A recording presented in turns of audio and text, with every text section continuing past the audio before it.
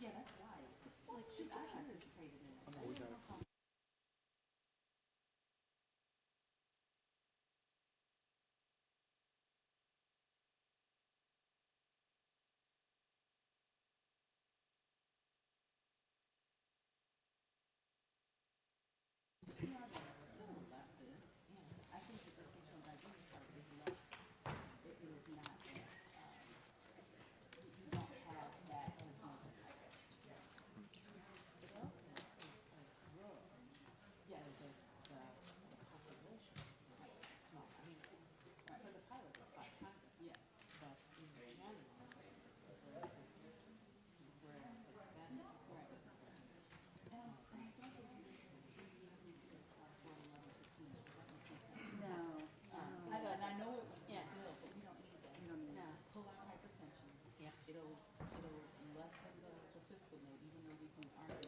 All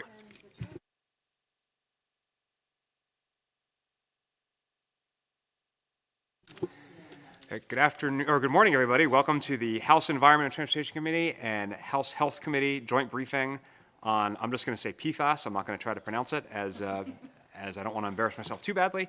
We have a number of witnesses and only a limited amount of time, so let me turn it over to Chair Bagnall to see if she has anything she wants to say at the top. I just want to say thank you for inviting us, and we are here to listen, learn, and I will ask my committee to adhere to our normal committee rules of one question, one answer, not one question, one answer per panel. Well, that sounds pretty good to me. Is that an option on this side too?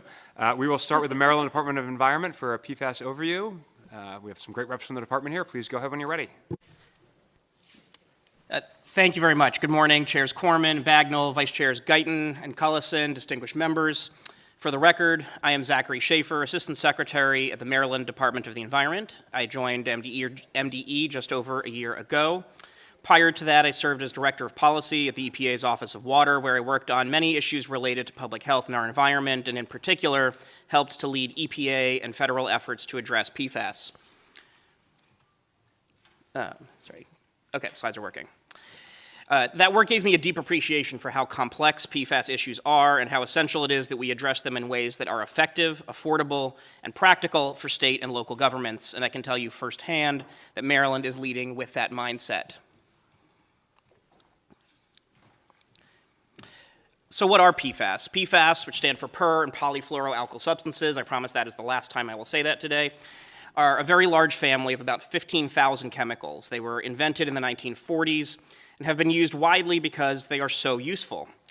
They are the active component in many nonstick coatings, waterproof clothing, and stain-resistant carpets. Some of them are critical to life-changing and life-protecting products like firefighting foam, medical devices, and semiconductor manufacturing.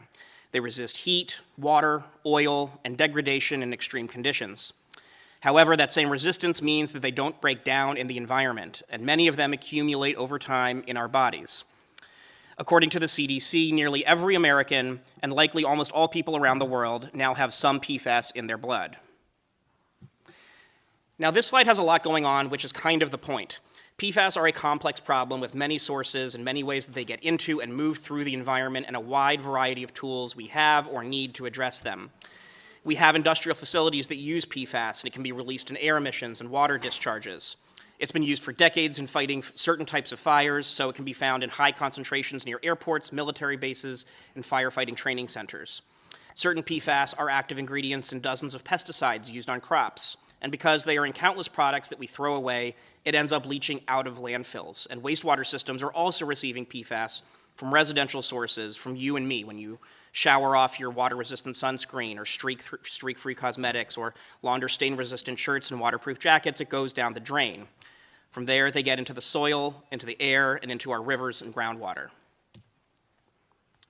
Let's talk about how people get exposed and what that means for human health. These chemicals are used so widely, and because they get into the environment and don't break down, we start to come into contact with them through a lot of different ways. You can drink it, you can eat it, you can breathe it, you can absorb some PFAS through your skin. Of course, drinking water is one of the primary routes of exposure simply because everyone has to drink water. Nationally, EPA estimates that the 2024 drinking water rule will reduce PFAS in the water of 100 million people around the country. But people may also be exposed through eating food that was grown near facilities that make or use PFAS, potentially where pesticides made of PFAS have been used on fields, or by eating products impacted by sewage sludge-derived fertilizers contaminated by PFAS. People are also exposed through contact with products in their homes or at work. It's worth noting that of the PFAS that have been extensively studied, how toxic they are and how they harm people can vary a great deal. But we do know a lot about certain PFAS, like PFOA and PFOS, and we know that repeated exposure over time, even at extremely low levels, has been proven to significantly increase the risk of cancer, heart disease, infant mortality, low birth weight and fetal developmental issues, high blood pressure in pregnant women, and reduced effectiveness of vaccines in children. At the federal level, EPA and other agencies have taken a wide range of important steps and made real progress. You see here things like the drinking water and Superfund regulations and significant funding. We are seeing some signaling of rollbacks from EPA under the new administration, including parts of the drinking water rule and reduced funding for Department of Defense cleanups. But we're also seeing them stand firm in other areas, like on the Superfund rule, so it's an interesting mixed bag at this point. Now, these chambers have also been very busy working on this issue, and that's in great part thanks to your leadership, Chairs Corman, Chairs Bagnall, Vice Chairs Guyton and Cullison, and many others in this room. The George Walter Taylor Act in 2022 directed MDE and other agencies to develop a state action plan, which we delivered in 2023. The last few years have seen bills to phase out some early categories of products that may contain intentionally added PFAS, including firefighting foam. And critically, there were laws to begin addressing PFAS from industrial discharges. There was activity in the Assembly last year on PFAS and pesticides and biosolids that both were withdrawn, and we know that there are several bills coming this year. I'm just going to return to this slide briefly to highlight how we are using our authorities, some state, some federal, now in Maryland to combat these chemicals. At the bottom, you see our general framework for addressing PFAS, which is to, 1, get upstream, prevent them from getting into the environment in the first place. 2, reduce high-risk exposures like drinking water, fish consumption, and contamination on farms that can get into our food supply and impact farm workers. And 3, to hold polluters accountable, make sure that the people who have contributed most to these challenges stop and help pay for fixing them. You see a few color-coded boxes. Green is where we are really out in front, where we've made tremendous progress, things like drinking water from public water systems, water quality monitoring, and providing actionable information to people who catch and eat fish in our waters, something obviously of critical importance to the state and to the Bay economy. Yellow is where we have some strong authorities and are leveraging those to make real progress. These are areas where I'm optimistic that we will have the data and foundations to build upon soon, though there's still much work to do. And orange are those areas, biosolids, more product phase-outs, private wells, pretreatment programs, where additional stronger authorities and more tools would be important to accelerate our progress. I'll very briefly cover drinking water. This is an area where I'm proud to say Maryland shines. In 2024, EPA promulgated national limits for 6 PFAS in drinking water from public water systems. Over a period from 2024 to 2029, the rule will require monitoring, notifications to customers where PFAS levels exceed the federal limits, and requires that systems take steps to meet those limits by 2029, though the current EPA may push that date back by 2 years. Even before federal rules were finalized, MDE worked with public water systems across the state, which serve nearly 90% of households and businesses, to conduct early testing. This means that we knew early which systems would likely need to lower PFAS levels and comply with those federal rules. We know the 64 systems serving 200,000 households that will need to bring those levels down. That early action has set us up to help nearly half of those systems secure more than $90 million to pay for upgrades to treat for PFAS, and we're working with the remaining systems to align needs with available funding. We are confident that we are on track to ensure that community water systems are in full compliance with the federal rules by the original 2029 deadline, regardless of EPA's rollbacks. And this map just briefly shows the areas where we have surveyed and conducted that monitoring in systems. The gray are public water systems where there are no detections.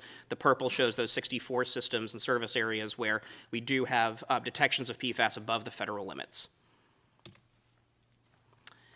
The George Walter Taylor Act set in motion some of the most significant actions that we are taking today, and that begins with ending the use of aqueous film-forming foam called AFFF for testing and training in Maryland at the beginning of 2024. AFFF is one of the largest sources of one of the most dangerous PFAS, PFOS, and thanks to EPA and DoD scientific collaboration, airports, fire departments, and the military are in the process of transitioning to PFAS-free alternatives. Maryland's law establishes and at least partially funds a take-back program enabling MDE to support municipal fire departments in removing and safely destroying their unused stocks of foam concentrate. We've surveyed fire departments statewide and are aware of a total inventory of roughly 10,000 gallons of the concentrate ready for removal and destruction. We did run into some procurement challenges along the way, but we are confident that we are on the cusp of reissuing an invitation for bids, and we'll have this program up and running very soon. Now, eliminating PFAS from our products and processes wherever feasible is one of the most important steps we can take to tackle PFAS. Keeping it out of contact with our food and water, out of our landfills and wastewater, and reducing its use in manufacturing to begin with is almost always the most effective and affordable way to reduce PFAS exposure and risk. Early efforts by this assembly, championed by many of the leaders here in this room, focused on intentionally added PFAS in food packaging, rugs and carpets, some cosmetics, and in 2024, added playground surface materials. We've made notifications to industry about these requirements and anticipate proposing regulations later this year to strengthen definitions, compliance, and enforcement. Zooming out, here's a chart showing the universe of states working on this and the types of products that they are tackling. It may not be possible to eliminate PFAS from all products because they are in some cases essential in certain medical applications, pharmaceuticals, computer chip manufacturing, or space exploration. But there are many much more common products, things that come into contact with our bodies on a daily basis, which contain intentionally added PFAS. And for many of these products, there are PFAS-free alternatives, or the PFAS are simply non-essential to begin with. Maryland has already made a strong and early start on several categories, and other states are building on that progress. You see here that many states are addressing added PFAS in children's products like diapers, cream, and toys, personal care products like dental floss and soap, clothing, feminine hygiene products, and cookware. Some states have created tiered approaches with some phase-outs, some disclosure and labeling requirements. Some are focused on specific categories. Some are pursuing an approach of everything unless it's exempted, which is also a strategy that the EU is considering. We've learned a lot from these states' experiences about some of the implementation challenges and where to really focus our efforts and resources to maximize protection and to minimize disruption to our lives and economy. Let's talk about source trackdown. One of the priorities in our state action plan is to identify where PFAS is already out in the world impacting people and the environment. To do that, MDE is implementing a two-prong investigation framework. Where we already know that there are PFAS in drinking and surface waters, we're working to identify those sources of that contamination so that we can contain it and ultimately mitigate it and hold the polluter accountable. And where we know or suspect there is PFAS use or storage, we are investigating if PFAS have been released into the environment so that we can again contain it and mitigate it and hold polluters accountable. This past summer, MDE conducted a survey of PFAS levels at 120 surface water locations across the state to gauge ambient levels by watersheds and further support these trackdown efforts, and we're currently evaluating that data. Now let's talk about wastewater. I want to be very clear. Wastewater treatment plants are essential partners in protecting human health and proud stewards of the environment, and that's why I've been proud to work on this issue over the last many months alongside MAMWA and representatives from the wastewater industry in the state. Like all of the waste that they handle, including human waste, treatment plants do not create the contaminants in their waste streams, but they do receive them and have to figure out how to either treat them or prevent them in the first place, whether it's E. coli, mercury, lead, or arsenic, and increasingly PFAS. MDE has sampled for PFAS at more than 100 treatment plants, and 34 of them are developing source tracking plans. Implementing the 2024 Industrial User Bill, MDE this December published action levels for PFAS in the effluent of significant industrial users. Based on this first phase of investigations, that means that 7 industrial facilities around the state that currently discharge into plants like Back River, Patapsco, and Piscataway, WSSC's plant, will have to develop mitigation plans and bring those PFAS levels down. One of the things I'm excited about as we look to the future is several tools coming together. The 2024 legislation gave us a really important start, helping us establish action levels and setting up the framework for a collaborative, not punitive, approach to reducing PFAS levels through source trackdowns and mitigation plans. The Federal Clean Water Act establishes what's called a pretreatment program, which gives strong delegated authorities and enforcement tools to most wastewater systems in Maryland or to MDE for smaller ones. The program allows treatment plants to say to dischargers, hey, we have to meet certain state and federal requirements, so you've got to clean up your act. Or, hey, restaurant, you can't just dump fat and grease down the drain and have it block the whole system. Or, hey, chemical facility, you can't just throw explosives in the sewer. We use the pretreatment program every day to get at problematic substances in wastewater, but we largely haven't done it for PFAS yet. That is changing in some cases thanks to the 2024 legislation, but there are still a wide range of potential PFAS dischargers, including some flagged to us by industry, who aren't fully covered by that bill. And while action levels provide some foundation for action, they are not standards and do not fully activate the Clean Water Act's pretreatment program to address PFAS. This is an area where additional standards and requirements would actually empower wastewater systems to compel PFAS dischargers to take corrective action. I'll just briefly share an example we have from looking at Michigan, which launched a program to do exactly this in 2017. Critically, they set mandatory standards that fully activated their pretreatment and local limits programs, which required those dischargers to treat at the source or find alternatives to PFAS. It shifted the burden and the cost of action from the wastewater treatment operator and the ratepayer to the entity using and discharging PFAS. Michigan has seen PFAS load reductions of as much as 99% using this strategy, and they did it without building massive, expensive PFAS destruction systems at wastewater treatment plants. And that's the lesson I see here. Effective source control works, and it's something that Maryland can replicate through collaboration and well-designed standards and regulations. Now, an issue that we know has gotten a lot of attention in Maryland and in this assembly, and where we know a bill is coming this year. Wastewater plants generate sludge, the thick or semi-solid byproduct of the treatment process. It won't stop, it's gonna keep coming, and it has to go somewhere.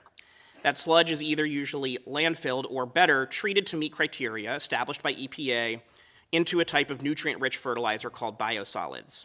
In many states and around the world, this is beneficially used on agricultural land, golf courses, and parks. And this management approach is good. This is the circular economy that we all want. It has greenhouse gas reduction benefits. It provides a valuable low-cost product for farmers. And when done properly, it is safe. But remember, PFAS end up in our wastewater. They don't break down. They accumulate over time, and that includes on farm fields. So they present a real challenge for this program. EPA published a draft risk assessment in early 2025, which evaluated several theoretical but very possible scenarios of PFOA and PFOS contamination in sludge and what happens when it gets used as fertilizer.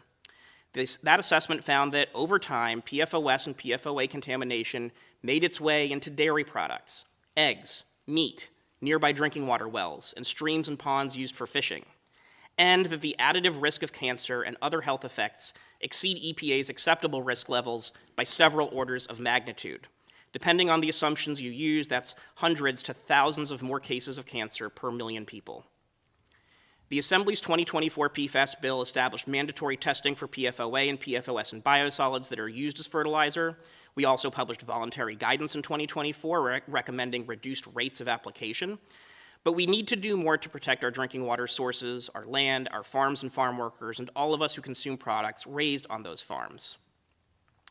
Just briefly, I'll note that we have 500 samples now from that data set, from big systems, little systems, rural systems, urban systems. It's a good data set. And what I take away from it is that the vast majority of Maryland wastewater systems that land apply biosolids have comparatively low levels of PFAS. Would I like them to be lower? Sure.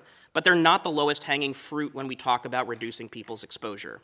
What we do see are a handful of plants, about half a dozen, that, based on our 2025 data, are near to or exceed the levels being discussed for legislation. This is a universe we can wrap our arms around. This is a universe that, with the right authorities and tools, MDE can support them in using those local limits to stop much of the PFAS before it gets into their systems. This is far more cost-effective for everyone. It's far more efficient than trying to remove PFAS from the whole diluted volume of sludge when it gets to the plant. And it's fair. It puts the burden of reducing contamination on those who generate it, or it incentivizes alternatives that don't contain PFAS in the first place. And this is the second. It's a lot of rows of data, so that's the second piece of it. All right, we are almost done. Maryland, through my department and the Attorney General, is actively working to hold the manufacturers of PFAS accountable for their contamination and to help pay for the cost of cleanup in the state. Currently, we are involved in 2 high-profile litigations with the manufacturers. One is a statewide case against several chemical manufacturers, and one is a multi-district litigation specifically addressing contamination from the firefighting foam we discussed earlier. There's not much more we can say on that right now, but I'm happy to refer questions to the AG's office as people have them. Finally, I'll mention funding. Addressing PFAS does take resources. We were fortunate that the 2021 federal infrastructure bill included more than $10 billion nationally in grant funding dedicated to addressing PFAS, and Maryland has leveraged its allotment of those resources strategically. Those funds are administered in Maryland through MDE's Water Infrastructure Finance Administration and are eligible for a wide range of drinking water and wastewater treatment efforts.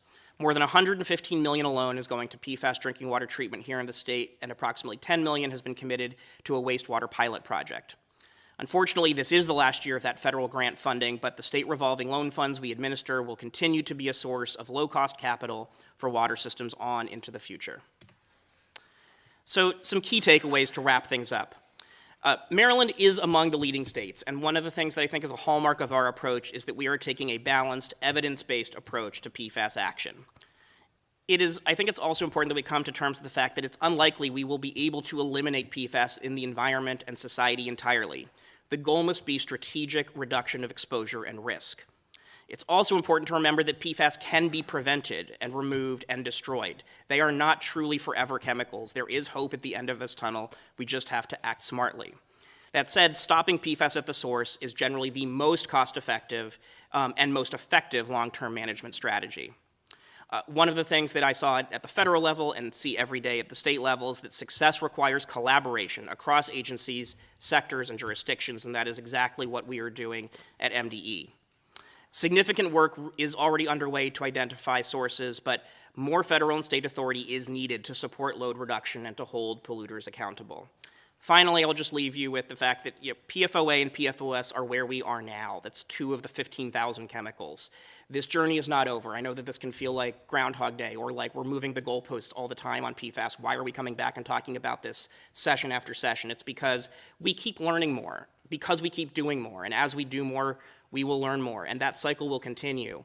And so we appreciate the attention and the focus from these chambers, from our stakeholders, from local jurisdictions, from advocates and everybody, as we all work collaboratively to understand what to do now and what to do next and how to really develop a long-term strategy that addresses this on into the future. With that, I will turn it back to the chairs, and thank you for the opportunity to be here. Great, thank you so much. As we turn to questions for this panel, just a reminder, we have 2 other panels to follow, and we are being evicted from this room at 12:30, so just keep that in mind as you're asking that one question Chair Bagnall has granted you. Madam Chair, I'll let you call on your members. All right, we'll start with Delegate Kaufman. Yes, thank you very much. I want to ask you a question. You mentioned that PFAS was in everyday items such as diapers, creams, eggs, and meat and milk. And if I'm a parent out there listening, is there any way for me to tell that there is certain, like how much PFAS a product has in it, so I can purchase products that have diapers, for example, that have less PFAS, or eggs or meat that have less PFAS? I'm just trying to think, if I'm out there listening, is there anything that I can do to be a smart, educated consumer to protect my family in terms of figuring out how much PFAS is in various everyday items? Thank you for that question, Delegate. It's a great question, and it's a really tough one. So we are, as I mentioned, we are still in a mode of learning more. We are still grappling with understanding where PFAS are used and what types of products, at what levels, and which of those PFAS, are harmful and which of those are more harmful, which of them are less harmful. The short answer is that there is not a national comprehensive labeling program or product testing program. There are states like Maryland, like California, New Mexico, Minnesota, Maine, Colorado, and many of those that I put up there, who are creating PFAS phase-outs or bans, who are creating labeling requirements. There are an increasing universe of products that are labeling PFAS-free. There's a lot of nuance to that. They use some creative terminology at times. They might say PFOA-free, but that's only one of the 15,000 PFAS. So the short answer is we're making progress in that, and when I say we, I mean society writ large, industry writ large. Certain major manufacturers have made big commitments to eliminate intentionally added PFAS in their product lines, even before state or federal bans are taking place. But no, it's an area where there's a lot of progress to be made. What I do want to remind folks is that this is not an acute risk like it's not like drinking an acute poison where you get exposed once and that results in serious health effects. It's about repeated exposure, even at very low levels. So everything that we can do to reduce exposure and reduce risk reduces risk. And so I'm happy to talk more about this. I know time is limited, but this is an area for further work by this body, but many others beyond the scope of Maryland government. Thank you, sir. Thank you, Madam Chair. Vice Chair Guyton. Thank you so much, Mr. Chair, Madam Chair.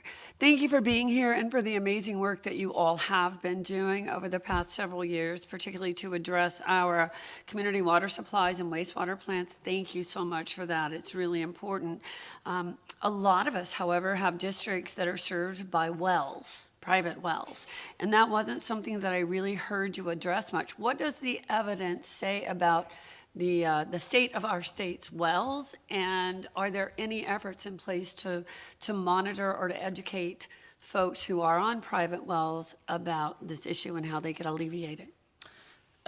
Thank you, Vice Chair Guyton, and thank you for your leadership on this issue, including with the product phase-out bills that you've worked on and championed. This is a really tough question, and this is one that keeps me up at night because private wells are not regulated under the Safe Drinking Water Act like community water systems are. So in terms of having regular monitoring data, having requirements like the drinking water rule that applies to community water systems does not extend to private wells. Now, the science extends, obviously. The science on those health effects applies no matter where you get your water from.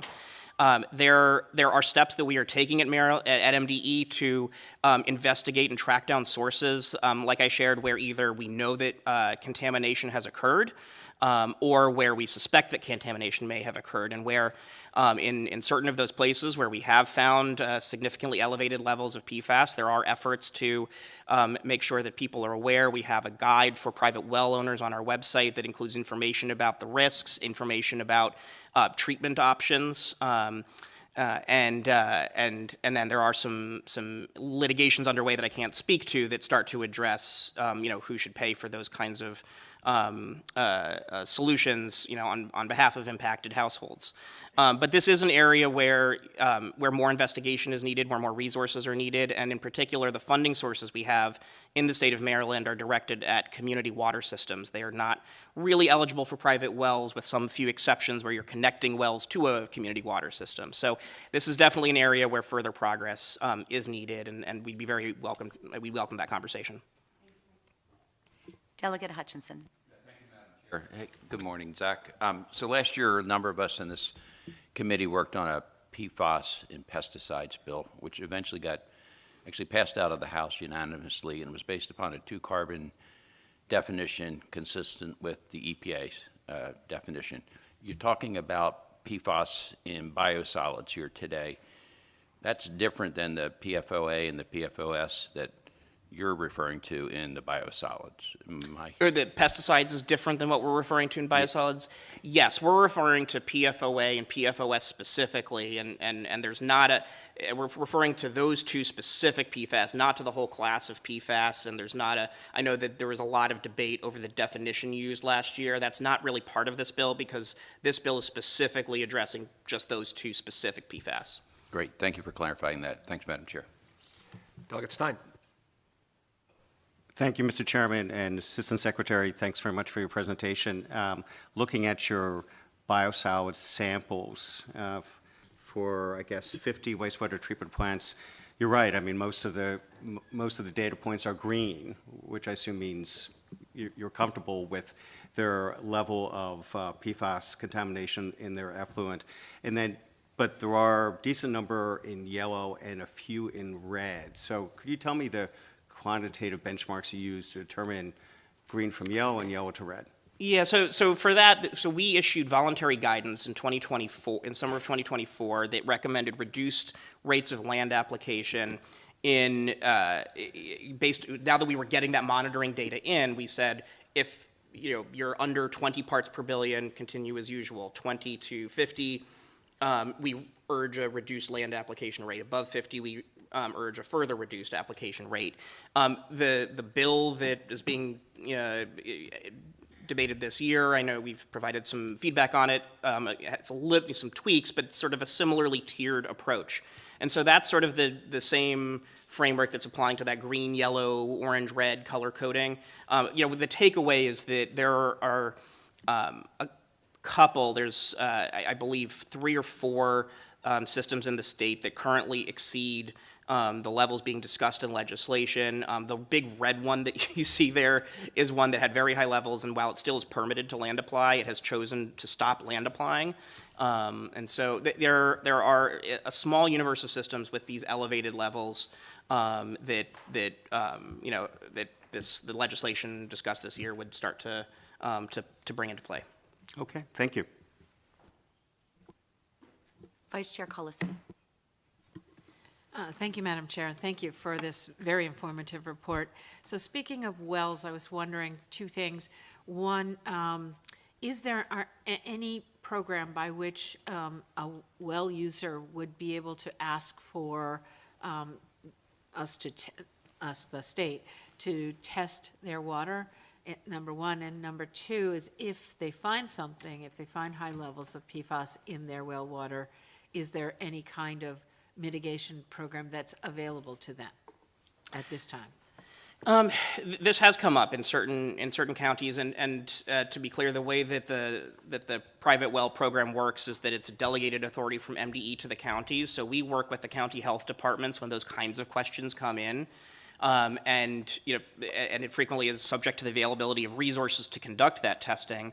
There have been efforts to test, and then if and when elevated levels are found, we provide our best advice and guidance, such as the short FAQ that we've developed on private wells to those residents. There is not a comprehensive mitigation program. There's not a dedicated funding source specifically for private wells. There's also testing available to private citizens. I have availed myself of this at my home in Cecil County, tested by water myself with a number of different types of test kits from different companies to get those results. And the costs for those have come down dramatically. This is also something that plumbers around the state have services that they can offer to do that testing and install treatment if it's necessary as well. But in terms of the state support for that, that's just a continuing conversation that we'd be very open to having with you, at any time. Thank you. Thank you, Madam Chair. Delegate Jacobs. Thank you, Mr. Chair, and thank you, Assistant Secretary, for your good presentation this morning. You've talked a lot about wastewater and biosolids and whatnot, and currently we've been having a massive spill in the Potomac. I know we have some Potomac people coming up shortly, but can you tell me what kind of testing is going on there that may affect finfish or shellfish, or just the affluent, what's coming into the river right now? So I know it's 400 or more million gallons.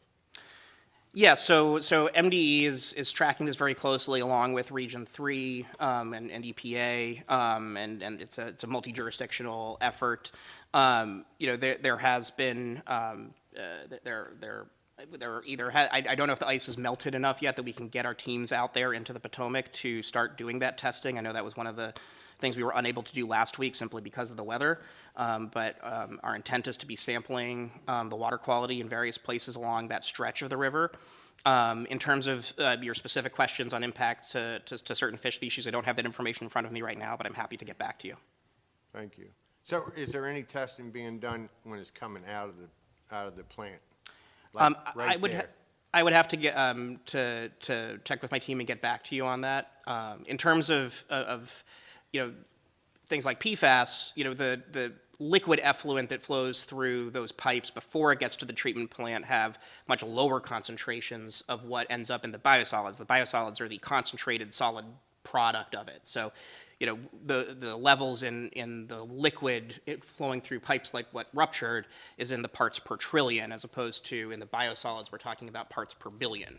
While we of course don't want any contaminants to end up in any of our waterways, I think that this is something that the environment may be able to absorb on this very sort of limited basis. Thank you.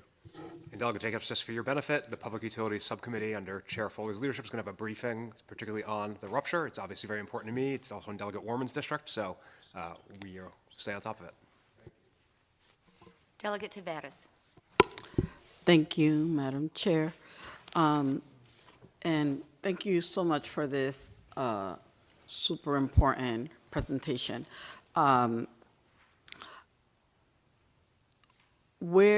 Well, maybe this is probably more in line when working with the Department of Health. Well, I'll say one comment. I think that in the collaboration is key piece. I think you're missing a critical stakeholder there, which is the industries in question, right? You can regulate at the government level all you want, but if you don't have the industry at the table cooperating with you to change their supply chains and their manufacturing production, you're still going up against the grain, right? With regards to looking at the contaminated sites, my question is, you could see the vast majority of where we are with regards to how folks are contaminated by their blood serum levels, whether it's at 50 percentile, which is basically like 5 parts per billion, or 8 parts per billion at 75, or 95% at 18 parts per billion, and that depends how close they are to these contaminated sites. So I do think that there needs to be something done where we're checking and having thematic mapping with regards to what the blood serum levels are of people, so we know, and then we could tell. So that's the question. Like, are you working on that issue and to assess that? And if we do, and if we're not, I do think that we can see or try to identify those areas. Delegate Taveras, can you ask your question and let them answer? Well, okay, I did ask the question. I'm just saying that, I'm just trying to ask. You need to let them answer. Okay, yes, ma'am.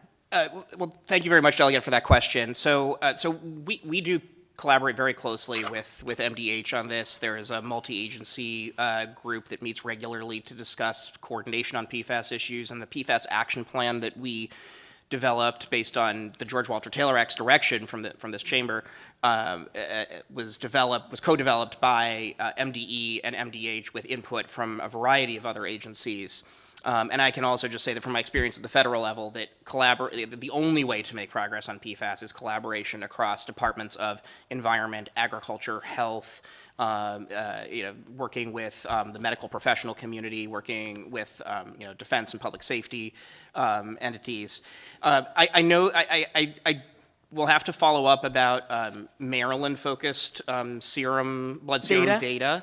Yeah, these so are general, these are US data. Yeah, I will follow up with MDH about that. I know that the CDC has done some blood serum testing and has some important data in that space. And my only thing is that we've already seen decreases and declines in those blood serum levels in other areas and through 5-year cohorts. So I just think it's valuable because we can get there.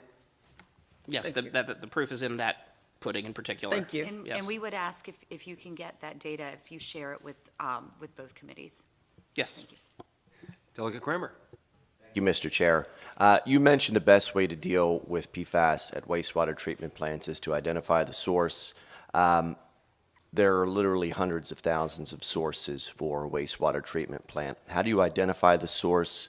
How do you enforce it? And can you forward that data to us? So that's a great question. Thank you, Delegate. So source trackdowns are things that wastewater treatment plants do regularly for other types of contaminants. The methods used vary based on what you're searching for, but you start with the biggest pipe and you get upstream. You find out where the sources are. You can also do some triaging of what you're looking at based on what you suspect certain types of industries are that may be using or discharging PFAS, even at times without even knowing that they are intentionally adding PFAS into the discharge system. So this is something that we've talked with wastewater systems, some of whom I know are represented in this room, who already have some good ideas of where their PFAS are coming from. And getting granular, again, this isn't about getting into everyone's home. This is about getting, toward, wow, there's a real spike coming from this pipe. Let's go and see where that's coming from. And, it's almost like, driving down a street and, turning down different roads to find, where is something coming from. And so this is pretty well trodden ground from an investigation perspective. It's just fully doing it for PFAS, in particular in these systems where we are seeing these very elevated levels of PFAS. How do you enforce it, and can you send us the data? How do we, sorry? How do you enforce it? Like, once you've identified it, how do you enforce that? So that's a great question. So the way to enforce it is through the Federal Clean Water Act pre-treatment program. That under the Clean Water Act, wastewater systems can establish local limits, which are specific to that water system, at which the wastewater authority can say, we have to meet this standard, this federal standard or state standard, and so we are going to hold you, a discharger into our system, accountable because the burden shouldn't be on the ratepayers. But to activate that authority, there needs to be some sort of limit in statute or regulation, and so that's what something like the biosolids limit that's being discussed this year would actually do. That's the hook, that's the legal backstop that's needed for wastewater systems to fully activate those pretreatment programs. In terms of the data, I'll have to get back to you on sort of what we have now and what's in the hands of the wastewater systems and share what we can of that with you. Can you send us the chart that you had? Can you send us the sheet, the Excel sheet you had? Can you forward that to us? The biosolids data? Absolutely. Thank you. Yeah. Delegate Ross, was your question answered? Answered. The good delegate did ask the exact same question that I had, probably the first and maybe last time that will ever happen, but it's good. But I did have, so thank you. I did have a second question, though, if I can take advantage of it. Can you point me to state-specific or federal grants for people who have PFAS contamination? I did recently hear from a well owner about this, probably heard about the bill, and I'd like to be able to share that with that individual and anybody else who asks about it. Thank you. I'd be happy to follow up with information. Thank you. And could you share that with our committees as well? Because I'm sure we all have constituents that would appreciate it. Yes. And I do want to just be very clear, though, that there currently is not a federal or state funding program that is dedicated to or broadly eligible for people served by private wells, other than by connecting that private well to an existing wastewater treatment system or creating a new drinking water system or creating a new drinking water system. Delegate Naraki. Thank you, Mr. Chair. So our district, we happen to have 3 landfills inside of our district, 2 of which actually are sited right on the Gunpowder River. One is undergoing actually a significant expansion by Baltimore County right now. In addition, we also in that same area have a dredge spoils site as well. So I'd like to get your thoughts on how we address we know that there's a lot of material inside of these landfills. We know that some of these landfills are pretty old. There's been some discussion about them leaching leachate into the water. How do we address those materials that are inside of the landfill already? And what about dredge spoils? What do we know that could be in there? I presume it's soil just like anywhere else. I presume that there could be PFAS in that as well. So how do we address a site like that also? Thank you, Delegate, and another great question. So with respect to landfills, landfills are identified as a potentially significant source of PFAS contamination. When I was still at EPA determined that they may warrant their own federal effluent limitation guideline, which is a national tool used under the Clean Water Act to set technology-based standards for how much of a certain substance an industry can discharge into the environment.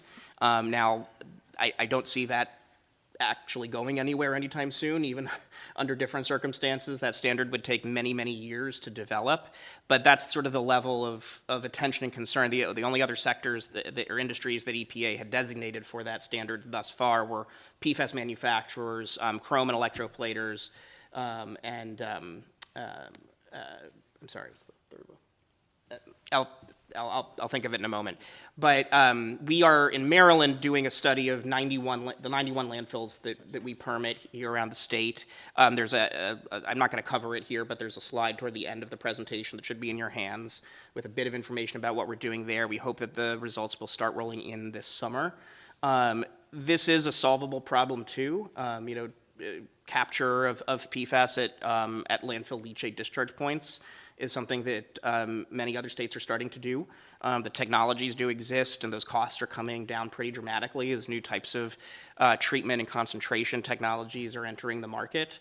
Some landfills also take that leachate and discharge it into a wastewater treatment system. So it's also a conversation between the wastewater authorities and the landfills about how to address those kinds of discharges. And then the dredge spoil sites? The dredge spoil sites, I will have to talk to our team and get you some more information on that. I'm not fully up to speed on what we know in that respect here in Maryland. So if you take the leachate to a wastewater treatment facility, I'm thinking about it in my case here in Baltimore County, it would go to the Back River wastewater treatment plant. Who has to pay then for that? Is that the landfill owner that's paying the additional cost? Because I've gone to the plant, I've toured, there's absolutely an additional cost depending upon what your levels you're trying to get at to remove PFAS from that, or is that like just the responsibility of the wastewater operator? Who pays? Currently, nobody's paying for it. To install treatment there, it depends on if the wastewater authority is able to activate its local limits and pre-treatment authorities for that for that particular type of discharger. In which case, it would then be able to require that the cost be on the discharger to when it comes to they would have to pre-treat that effluent before it enters the system. Okay, thank you. Yeah. Great, thank you to MDE. We appreciate having you. We're going to move on to the next panel, which includes the Potomac Riverkeeper Network, Maryland American Academy of Pediatrics, and Dr. Exum. And just a reminder for all my colleagues, we are being evicted from this room in 47 minutes.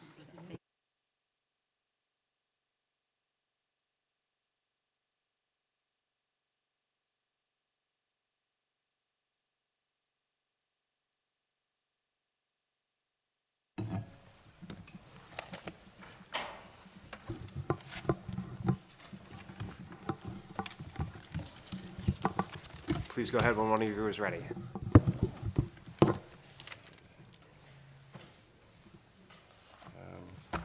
do I find my slides? Do you want me to begin? Yeah, do you want to begin? Sure. Okay, sorry. Hi, everyone, Vice Chair, Chair, delegates. My name is Natalie Exum. I'm a professor of environmental health and engineering at the Bloomberg School of Public Health at Johns Hopkins University. It is a true honor to be with you today. I have a lot of hope that is instilled within me to be listening to this conversation today and your knowledge on this subject and how comprehensive your thinking is right now. And so as someone who does this for a living and is educating the next generation on these topics, I'm deeply hopeful today. And just to share that I also am part of a center called the CHARM Center. It's called the Community Health Addressing Regional Maryland of Environmental Determinants of Disease at Johns Hopkins. This center is hopefully relevant to you here today because we take the model of academia and switch it on its head. We take community members' concerns. They come to us. They ask us to apply our research and our science to address issues that matter to them. And I can say to you here today, I have heard from a number of different constituents across Maryland who are very concerned about this, also in their drinking water, yes, but also in fish tissues and in other kind of exposure sources. So very encouraged today. In my advanced environmental health class, where we talk about this subject, one of the first kind of pieces of science that we rely on right now is a study that came out of the National Academies in 2022. And from that study came out one really important slide, which was how to think about this in our blood serum. What is the level? You mentioned that 50th percentile level. What level of blood serum are we going to start to be concerned about when we measure this? And I think we are moving to a world where if a farmer finds out that they have had biosolids applied to their farm where there is potentially known high concentrations of PFAS, that farmer may end up going to their clinician and saying, I need to measure this in my blood to see if I have been exposed. That is not happening right now, except in the state of Maine, where this issue has become so elevated now that it's actually part of recommended clinical care in the state of Maine if you're thought to have a known exposure. But I do see, as an environmental health scientist, I think we are moving toward a world where people will begin to test their blood and to say, am I somebody who needs to now think about where are my sources coming from? Am I eating my, backyard fish, and maybe that's my source, right? And I think we're moving to a world, it's getting into the consciousness of so many people that from a public health perspective, what you are doing here today to think about this for Maryland is going to make Marylanders safe for this generation, the next generation to come. I have so many more thoughts on this, but I really want to leave time for you all to ask questions because I know we're getting kicked out at 12:30. Thank you for having me, and I'll pass it on to the River Keepers. Hi, thank you, Ms. Chairman, and everyone else here. My name is Brett Walls. I'm your Upper Potomac River Keeper and the Potomac Program Director for Potomac River Keeper Network. I've been in Maryland working on water quality issues for about 17 years, and I've worked with MDE for that same amount of time. And I would have to agree with Zach, Mr. Schaefer, that Maryland really is on the leading edge when it comes to PFAS. They're extremely progressive. We've had a great working relationship over the past years on addressing the sources of PFAS.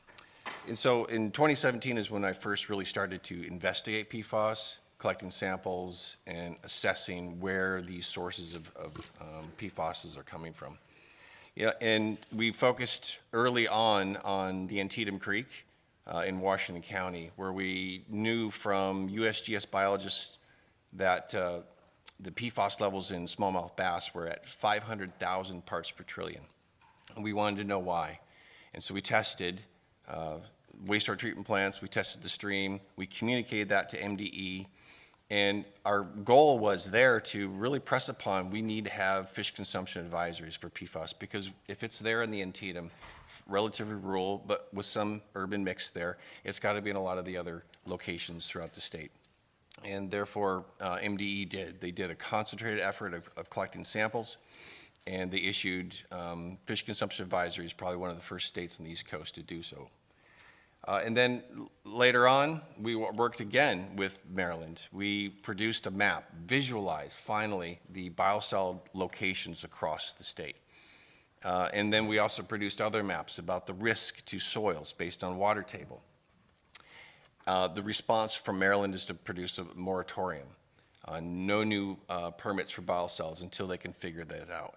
And that's exactly when Maryland and MDE went forward and started collecting more samples from wastewater treatment plants to really wrap their head around what needs to be done about biosolids, especially when it comes to PFAS.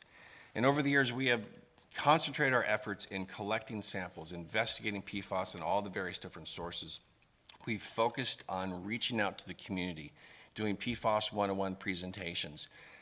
We joined a group of other water keepers throughout the nation to test for PFAS in our rivers and streams.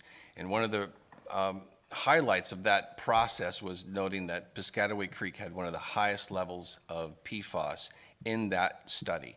Well, we're talking about 1,300 parts per trillion in Piscataway Creek, quite far downstream from Joint Base Andrews. And as you work upstream, we've noted in future sampling, you're around 2,000 to 3,000 parts per trillion. So significantly high levels in the flowing river of Piscataway Creek. And so we've been taking this tact of trying to really address PFAS and reaching out into the community as best we can. And one of those two projects have really come across in the last year. This is the Nominee Bay in Virginia, and then the Antietam PFAS project in Pennsylvania. These are both rural communities that have a lot of biosolids, but not a lot of other sources of PFAS. These are rural communities that are concerned about their well water. These are rural communities that need to know answers and get some education on how they can reduce their exposure to PFAS. And we have done that through sampling of various wells. And the question about wells, and what to do for citizens, it's extremely expensive. $400 a sample, so not something that the average homeowner really wants to spend for one particular test. But there's a company out there, I don't work for them, Cyclopure, $70 a test kit. It's what we use in all of our programs because it is such a low cost, but it gives you high quality results. And so just like what MDE talked about in really stopping at the source, we have taken a long time to identify all these various different sources throughout the Potomac watershed, not just Maryland, but Virginia, West Virginia, and Pennsylvania. And we focused on military bases, biosolids, wastewater treatment plants, landfills, and major airports. These are all the major sources of PFAS. Now, there are other smaller sources out there, but these are the big ones that we are trying to address in our 2 different campaigns. Stop the PFAS at the source, just like Maryland. We're looking at wastewater treatment plants and biosolids, looking upstream into the system. And we recognize that there's a lot of businesses in the upstream environment and that there is going to be some impact and some change, regrettably. But we're not against biosolids being used. We're just against the high levels of PFAS in biosolids. And so we really want to have a good cooperative agreement, and we've been working really well with Maryland and legislature in trying to produce bills and standards. And like you can see in the slide, over the years we've continuously come back and back and back. The second campaign is Clean Up Your Mess, which is really targeted on military bases. These are the epicenters of massive PFAS pollution issues. Now that takes a different tack to address, but one of the reasons why we went for the very first bill, the George Walter Taylor Act, was to address AFFF, which is a high level of PFAS, extremely high levels, especially at the military sites. And so over the years, we're going to come back. We're going to continue to come back, and you'll see this year a new bill for sewage sludge and PFAS and a product phase-out bill. And as we move and have been working in Maryland, we're starting to realize that we need to work in all the other different states because the Potomac is a shared river system. And so we're starting to move into Virginia and probably follow the same tact, looking at treatment, looking at fish consumption advisories, looking at limiting PFAS and biosolids. It's extremely important that we kind of follow the same method that we have done in Maryland. And especially given that 21% of the biosolids applied in Virginia are coming from Maryland, and then 14% are coming from DC. That's a significant amount of biosolids from another state that's going into another state, all being shared by the same river, the Potomac. And so the other thing that we have realized in communicating with the communities out there is this really misunderstanding of what is in biosolids. So the farmers don't know. They do not know what the levels of PFAS are in the biosolids. They do not know. They do not know the exposure pathways that are impacting either them or their farms or their neighbors' wells or anything. And so we feel that it is the farmer's right to know what's in the biosolids. And that's why we have really focused on biosolids. Here you have a picture of horses. These are my horses. This is my farm. I use hay to feed my horses. I have a lot of friends down the road that I get my hay from. And unbeknownst to them and unbeknownst to me, they have used biosolids on their farm fields over the years. And they did not know about PFAS until when we start striking up a conversation. I did not know that the pesticides and the herbicides that I put on my pastures to keep the weeds away also have a lot of PFAS in them. And so I have been directly exposed to those PFASs. So farms are business too. And they have a right to know what's in these various different products, whether it's off the shelf or whether it's coming from, biosolids in a wastewater treatment plant. And so there's this fear. There's this fear of if they do know, there's going to be liability on the products that they produce from their farm. They're going to get unwanted attention from the community, and we do not want that. We need to protect our farmers, but we also need to protect everyone else that is around these farms that are drinking water from these wells. And so that's why we really focused on PFAS exposure pathways, whether it's coming from biosolids, pesticides, herbicides, or well contamination. And my conversations all across not just Maryland, but also Virginia and in Pennsylvania, is people just do not know, and they're thirsty and they're hungry to know. They want to know how to protect their drinking water. They want to know how to test it. They want to know who's doing that. And the only thing I can do is educate them on how to do that and how to take care of it for themselves. There is a way to protect their drinking water in their home if they do have high levels of PFAS. And it is a relatively simple charcoal filter, a whole house filter, or even just at the sink wherever you get your water. So there are tools that communities can employ to protect themselves. You know, and then again, we get to the products that are off the shelf for residents. These are products that are being used in our gardens. These are products that are used on school grounds. These are products that are used on government spaces. These are products that do not have a listing of what kind of PFAS are in there or what the levels are. And the citizens, just like the farmers, have a right to know. And thank you very much. I'm going to pass it on to my colleague, Betsy Nicholas. Thanks, Brent. Thank you, chairs and vice chairs and committee members from both the committees here. My name's Betsy Nicholas. I'm the president of Potomac Riverkeeper Network. You might have other questions you want to ask me, but I'm going to try and stick to PFAS here, and would be happy to talk about this bill at another time with anyone. So I just wanted to focus on a few things that I think are easily misunderstood on this issue on the whole.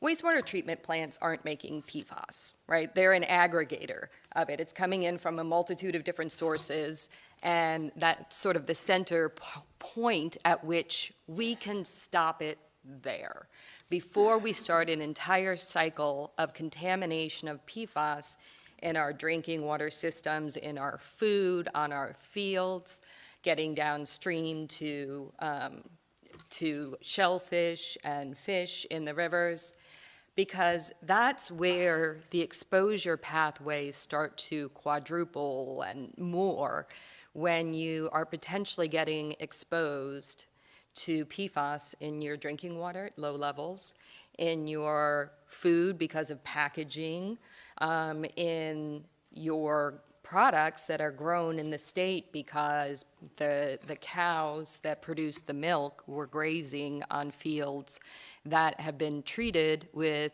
biosolids containing PFAS. And so as this moves along, we get more and more of it in our systems. It bioaccumulates like a lot of nasty toxic materials that we've dealt with over time, like PCBs. And so that means that when you're getting multiple exposure pathways like this, it's all accumulating in your body and causing numerous health problems. I also wanted to speak a little of the perspective of some of the constituents that Brent and our other riverkeepers have been working with, in particular farmers and watermen or seafood growers. These businesses also are not creating the PFAS. They are recipients of it, but more disturbing is that they're not even being told or warned about this potential impact. We know actually an oyster grower, he's technically in Virginia, but it's Potomac River, so it's Maryland waters, who bought up all the fields around his oyster growing so that he could ensure that biosolids are not being applied there. That's how concerned these industries are about this, and we need to be thinking about them as businesses along with everyone else we're thinking about. Farmers, as we've gotten to know them and start talking to them about this issue, are feeling like they have been lied to, that they have been assured that using biosolids as a cheap fertilizer was safe. And now they're finding out that they were perhaps inadvertently allowing toxic material to contaminate their farm. So as has been mentioned by multiple people, there is legislation coming on this. And one thing I wanted to point out that was relevant to a few questions I heard before is there's also a PFAS fund that is being established in the legislation to help try to address some of these victims of this big societal toxic contamination problem. Maryland is suing the big industries who started this in the first place, and I would say good job. They should pay for the mess and the harm that they've caused, and those would be the first big boost of money into this PFAS fund, is when there's a claim from that can go and help farmers or well owners or others. So wanted to make sure you were aware of that. And the other thing I wanted to circle back on is something that Mr. Schaefer from MDE talked about. And this is an extrapolation of one of the sources. So just say milk that had PFAS contamination at the level here. That's how many 280 new cases of cancer in Maryland we would be getting off of just one. But for people who are exposed through fish, milk, what they're eating, their drinking water, it goes up by orders of magnitude as we go along with that. And so we want to make sure that we keep in mind protecting the public, protecting communities, protecting downstream businesses. And thank you for this opportunity to speak with you, and we'd be happy to answer questions as well as supply additional information to the committees.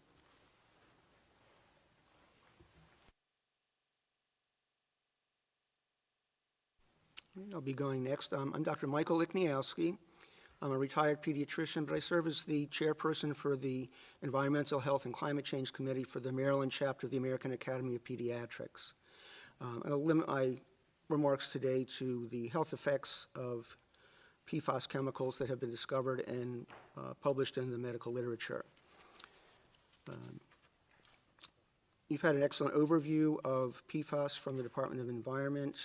As they stated, there are nearly 15,000 different chemicals identified as PFAS, and most of the research has only been done on a very, very small percentage of these chemicals. The conditions that have been associated with PFAS exposures include immunotoxicity, elevated total and LDL cholesterol, thyroid dysfunction, liver toxicity, renal disease, decreased birth weight, pregnancy-induced hypertension, and kidney and testicular cancer. One form of immune suppression is a diminished response to vaccines. This has been found in both children who can get PFAS across the placenta from their mothers before birth, and can also be exposed to PFAS, which gets excreted in breast milk. Decreased antibodies have also been demonstrated in children from exposures in childhood at 5 and 7 years of age, and also in adults to certain vaccines.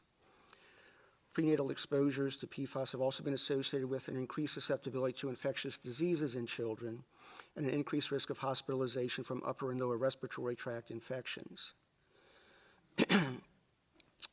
PFOS, PFOA, and total PFAS levels demonstrated increased risk of COVID-19 infections, and elevated levels of one form PFBA, which is a shorter chain PFAS that accumulates in the lung tissue, was associated with an increased severity of COVID-19 infections, as well as a greater risk of prolonged hospitalization and need for intensive care and death. A number of studies have indicated that PFAS exposures result in increased total and low density LDL, or the so-called bad cholesterol levels in both adults and children. The National Academy of Sciences, Engineering, and Medicine has concluded there is sufficient evidence of an association between PFAS exposure and increased cholesterol levels. Altered thyroid function and hormone levels have been associated with PFAS exposures. Data from the NHANES survey, which is a National Health and Nutrition Examination Survey. This is a national survey that has been conducted for several decades now that follows the levels of PFAS and a number of other chemicals in a sample of the entire U.S. population. So it's a good source of information as to what's going on where and how it's tracking over time. The National Academy has said that there is sufficient evidence of an association between PFAS exposure and increased cholesterol. With thyroid, PFAS can interact with the thyroid binding proteins and disrupt the feedback between free thyroid hormone and the hypothalamic pituitary thyroid axis that regulates the thyroid hormone levels in the blood. Serum levels of a number of PFAS were higher among newborns with congenital hypothyroidism, and a meta-analysis demonstrated a negative association between the total T4 levels and blood levels of certain PFAS chemicals. That is, lower T4 levels in association with higher PFAS levels. Accumulation of long-chain PFAS occurs in the liver, and exposure to these chemicals have been associated with elevated liver enzymes in adults and adolescents, non-alcoholic fatty liver disease, in which excess lipid accumulates in hepatocytes or liver cells, is associated comorbid condition with hyperlipidemia. The kidney is another organ where PFAS can concentrate, and the prolonged half-lives of long-chain PFAS have been attributed to active reabsorption by renal tubules. PFAS exposure has been associated with decreased glomerular filtration and chronic kidney disease in adults and children, as well as elevated levels of uric acid, which is an indicator for increased risk of kidney disease. PFAS exposures have been associated with adverse perinatal effects. Several PFAS have been linked to an increased risk of pregnancy-induced hypertension and preeclampsia. PFAS can cross the placenta, and association between elevated PFAS and decreased birth weight has been demonstrated in several studies. In 2014, the International Agency for Research on Cancer listed PFOA as possibly carcinogenic to humans based on increased risk of renal and testicular cancers in exposed groups. This same group determined that tetrafluoroethylene, the building block of polytetrafluoroethylene, or Teflon, used in nonstick surface, was probably carcinogenic to humans. In the decades since that report, additional research has confirmed the risk of renal cancer from PFOA, identified an increased risk of testicular cancer from PFOS, and increased risk of thyroid cancer was associated with PFOS, PFNA, PFOPA, and PFHXS in a longitudinal study. Another study evaluating PFAS levels above the maximum contaminant level in drinking water found positive associations between the maximum contaminant level violations and leukemia, and also cancers of the brain, urinary system, and soft tissue in males, and endocrine cancer, oropharyngeal cancer, and soft tissue cancer in females. So the health impacts of PFAS remains an area of active research and continued study. The National Academy has developed a PFAS clinical scale based on measurements of 9 different PFAS in the blood that creates a risk profile based on the sum of these chemicals. And the scales, if your blood level should fall at the 75th percentile or above, it recommends increased risk of health problems from PFAS exposure. At the 95th percentile is the highest risk of health effects from PFAS exposure with this summed measure of PFAS chemicals. Be happy to answer any questions at this point. Thank you. Thank you so much. Unfortunately, because of the time, we're going to have to forego the questions on this panel, but our council can facilitate follow-ups in writing. I know at least some members had their lights up for questions.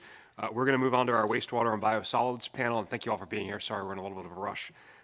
We can bring up MEMWA, WSSC, DC Water, and the City of Baltimore, Department of Public Works.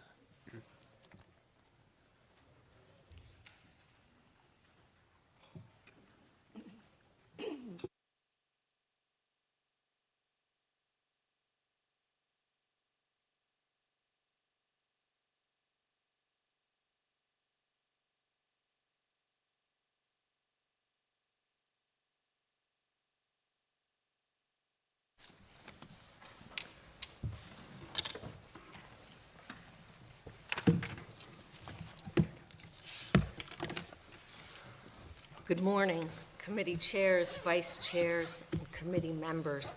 My name is Rosalind Sweeney, and I'm here on behalf of the Maryland Association of Municipal Wastewater Agencies, or MAMWA, which is an association of counties and municipalities that own wastewater treatment plants, as well as the leading environmental engineering firms that help those plants work for clean water across the state.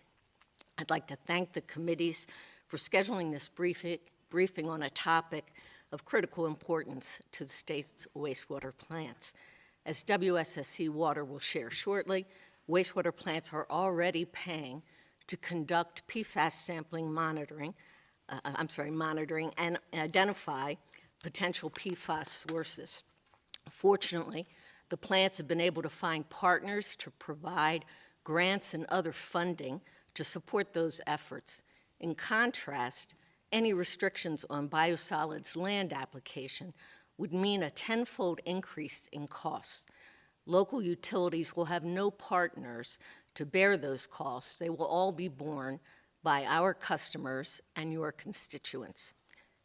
We welcome the opportunity to participate in discussions on how best to balance PFAS reductions with affordability concerns. MAMWA's goal is to ensure that we consider the financial feasibility of alternatives if there are land application restrictions on biosolids, to give wastewater treatment plants enough time to tackle this challenge, and to provide adequate financial resources to meet any new requirements. Wastewater plants do not create PFAS. Our customers and your constituents should not be asked to bear the full burden of solving this statewide issue. Several MAMWA members are here today to provide a briefing to you and to help answer any questions. They are technical experts in the field. Joining me today are Laura O'Donnell from WSSC Water, Mike Hallman from the City of Baltimore, Chris Piott and Zach Borenpole from DC Water. Also in the room is Monica Marquina, the Director of Governmental Affairs for WSSC Water. We have slides to present that have been prepared by WSSC Water, Baltimore City, and DC Water. And I'll now turn the microphone over to Laura O'Donnell to share some of the work that WSSC Water has done to reduce the level of PFAS, both in its effluent and in its biosolid. Thank you. Good afternoon, chairs, vice chairs, and distinguished members. My name is Laura O'Donnell, and I serve as the PFAS Program Manager for WSSC Water. It is an honor to be here today to discuss the complex issue of PFAS in wastewater and biosolids. WSSC Water is a water and wastewater utility that serves 1.9 million people in Montgomery and Prince George's counties. In my role, I oversee compliance with PFAS regulations on both drinking water and wastewater, working alongside a very talented and driven team of scientists, engineers, and other staff who are dedicated to protecting public health. My objective today is to share how WSSC Water prioritizes public health by proactively initiating projects to reduce PFAS, and how we prioritize affordability for our ratepayers by focusing on lowest cost, highest return PFAS reduction approaches. As a water and wastewater utility, it is critical that we understand PFAS concentrations throughout our system and work to reduce them. We are proud to say that in 2025, we collected over 400 samples in our water and wastewater system. We also invested $1.5 million to set up an advanced PFAS laboratory, which will allow us to analyze for PFAS in drinking water, wastewater, and biosolids, and serve as a regional resource. WSSC collects 185 million gallons of wastewater a day from homes, industries, and businesses. PFAS, like many contaminants, originates at the source and disperses throughout the environment. When we say source, we are referring to the manufacturing processes, industrial applications, and use of consumer products. As PFAS continues to be used, they will continue to appear in our wastewater and biosolids. As protectors of public health, WSSC Water is committed to reducing PFAS concentrations within our wastewater system. But that requires a holistic PFAS reduction strategy that starts at the source and takes time and resources to implement, as shown on this slide. As Zach mentioned in his earlier discussion, we must get upstream, and that means we must stop PFAS at the source. This is the most cost-effective approach. Eliminating PFAS use upstream permanently reduces PFAS in multiple media, including wastewater and biosolids, and it shifts the responsibility from our ratepayers and customers to the producers. As we move down on this slide, the next in line is reducing PFAS through pretreatment, as you've heard before. before it is discharged to our sewers. This is consistent again with MDE's statement to hold our polluters accountable. Once PFAS enters the sewer system, removal becomes far more expensive. Pre-treatment costs would fall on the industrial users who are discharging PFAS into our system rather than our customers. This approach works pre-treatment. Other states like Michigan have successfully reduced PFAS through strategic pre-treatment. However, it takes time to implement effectively. WSSC Water has already collected extensive samples in both our industrial and non-industrial discharges to understand PFAS levels. We have identified major PFAS inputs like local landfills and runoff from military bases. We are now working closely with MDE to identify pretreatment options, regulatory authority, and funding for mitigation projects. Stepping down the slide, in this multi-barrier strategy, we continue to actively explore innovative technologies to treat the PFAS we do receive at our facilities. We are currently leading and partnering in over $7 million of PFAS research projects, and nearly all of that is grant funded at no cost to our customers. WSSC Water's PFAS research has focused on promising technologies that capture PFAS, then treat, which enables us to have a smaller treatment footprint while still retaining the agricultural and revenue benefits of biosolids. We expect this to be more effective and less costly than high temperature pyrolysis or incineration of biosolids. In closing, PFAS is a complex challenge that requires time, resources, and collaboration. The most important and effective step is stopping PFAS at its source. Pre-treatment strategies are essential, but it requires clear pre-treatment authority and takes time to implement effectively. At WSSC Water, we remain committed to protecting public health and minimizing costs for our customers by focusing on source reduction, strategic pre-treatment, and innovative research. We appreciate the leadership of these committees and MDE, and we look forward to continuing to work with you all on a solution that safeguards our environment and communities. Thank you. I think I just want to note as the rest of the speakers go, it's 12:18 and we're getting evicted from here at 12:30, so appreciate it. I think I'm up. My name's Chris Piot. I am the Director of Resource Recovery for DC Water. Thanks very much for the opportunity to speak with you today. I also wanted to thank Zach for his presentation and MDE for their collaborative approach to this very complex issue. I've worked on these types of things in other states, and I can tell you it's not always this collaborative, so thank you. Really appreciate it. I want to talk a little bit about the benefits of biosolids. I work at Blue Plains, which is the world's largest advanced wastewater treatment plant. And Blue Plains is designed to keep the carbon and the nutrients out of the Chesapeake Bay because out there they're considered to be pollutants. But carbon is energy and nutrients are fertilizers. So we designed a system to extract this valuable resource. We treat it like an asset rather than a waste. So we collect the solids, we put them through our thermal hydrolysis system. It's high heat, high pressure system, and then it goes into digesters where we convert about half the solids into gas, which we use to generate renewable electricity and steam. Very important for us because we run about a third of our enormous plant off of this renewable electricity. And then we use the steam to heat up the thermal hydrolysis system, so we don't need any external energy to do that. It's very, very energy efficient. I'm an engineer, I'm super proud of it. And then what is left in the bottom of the digesters we extract out, and this remaining material we squeeze the water out of it, and that is our Class A exceptional quality biosolids by EPA standards. We gain that designation because of the high heat, high pressure system that we use, and because we get that designation, we can then sell it to the public. So we've branded it as Bloom, and Bloom is used as a slow release fertilizer and a soil amendment with benefits comparable to compost. The organic matter and the beneficial microbes in the biosolids improve soil health. Biosolids supply essential macro and micronutrients, some of those that you don't get with conventional fertilizers. It enhances soil disease resistance, increases plant drought resistance, which is a fascinating study we did with Virginia Tech. I'd love to talk to you about it some other time because we don't have time. And it also improves crop yields. We've got some farmer testimonials on the slide up here. We've got dozens more Farmers love the product, and it is in high demand. But we're here to talk about PFAS. So municipal biosolids, such as Bloom, can contain small concentrations of PFAS. If there is an industrial component to the wastewater treatment system, it can contain higher concentrations. What we want to do is make this distinction between municipal and industrially impacted biosolids.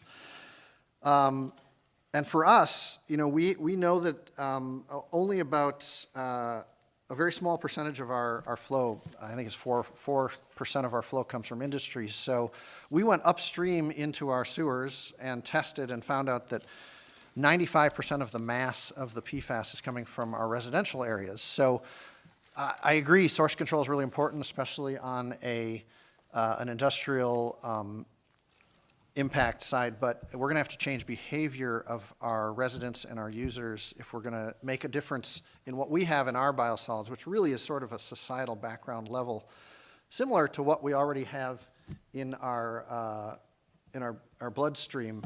There's a graph up there that shows that we've reduced it, we've talked about it already, eliminated PFAS from Teflon, and everybody's PFOS levels have dropped over the last 20 years. We've been testing and monitoring PFAS since 2019, long before it was required, because we were as concerned as anybody about this. We wanted to make sure that what we had in our Bloom wasn't going to be causing any problems. We've done collaborative research with the University of Arizona and Virginia Tech. Dr. Ian Pepper did this national study looking at migration of PFAS compounds through the soil column, showing that it does not migrate down to wells. I can share that study with you if you'd like. So what are the options that we have? We've talked about it. Land application with its proven benefits provides significant value to farmers. Landfilling, Virginia and Maryland both face landfill limit capacities. I think that's delegate over here was mentioning about landfills. And then there's also the issue of the leachate coming down and concentrating the PFAS, and that comes back to us at our treatment plant, and then it gets concentrated even more, so that's not a great solution. And then there's incineration, which requires very, very high capital. We think that it would cost us at least $200 million to build one, and we don't think we could probably even build it in DC because of our air permits and environmental justice concerns.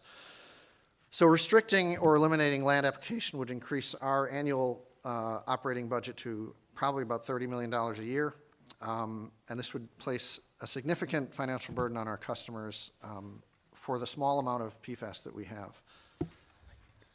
Yeah, all right, thank you.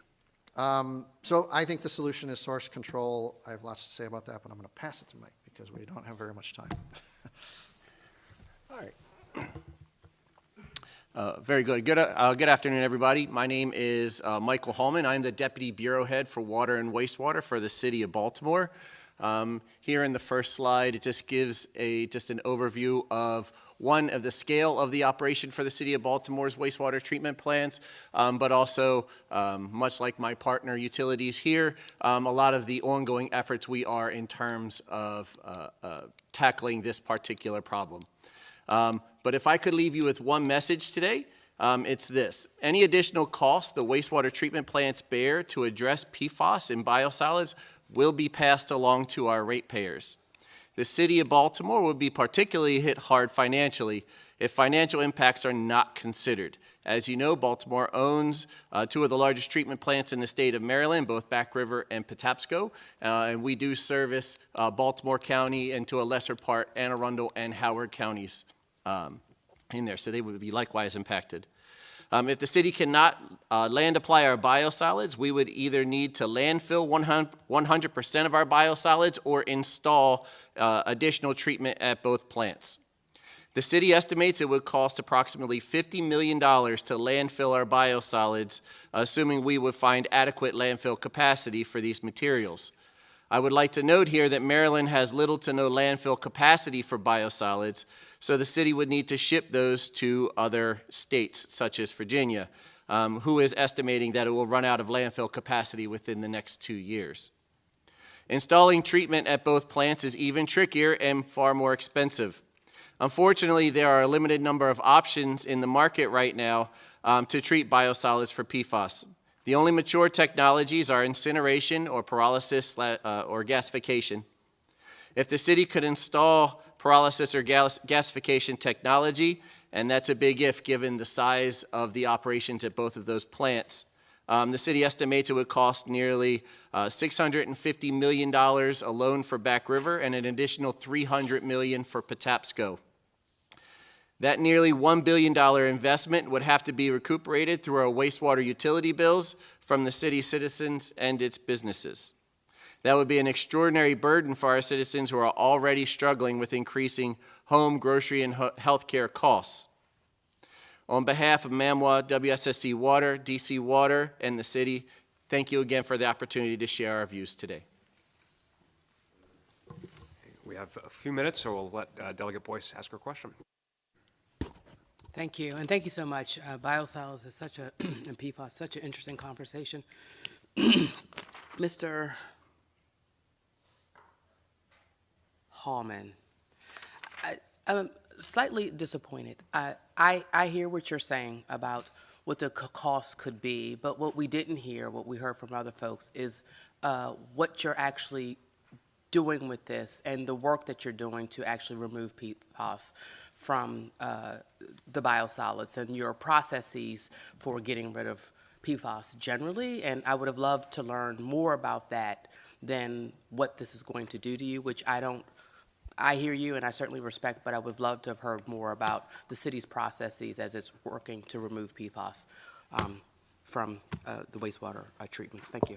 Absolutely. I only kept it short just because of time constraints. It's in our first slide there, much like our partner utilities here with WSSC Water and DC Water. We have a very aggressive source tracking program to look into our significant industrial users, but also expanding out into those that don't necessarily fall under that umbrella and really addressing those. The biggest hurdle in that aspect would really be time in defining the size of the problem at each one of those particular entities, and then putting in appropriate mitigation plans, and then time in being able to see the results of all of those efforts, what we're receiving there at the treatment plants. So really just that continued effort. The source tracking is absolutely the key process in order to mitigate these sorts of impacts. Thank you very much to both of our committees. Thank you to our panelists. It's complicated. We understand that, but I think there is a desire to see some sense of urgency. I think that was the sense that we were getting. So we appreciate continuing these conversations. I know that we are time limited today, so thank you very much to Mr. Chair and Madam Vice Chair for inviting us to partner with you on this, and thank you to Madam Vice Chair and our committee. This concludes the briefing on PFAS with the Environment and Transportation and the Health Committees.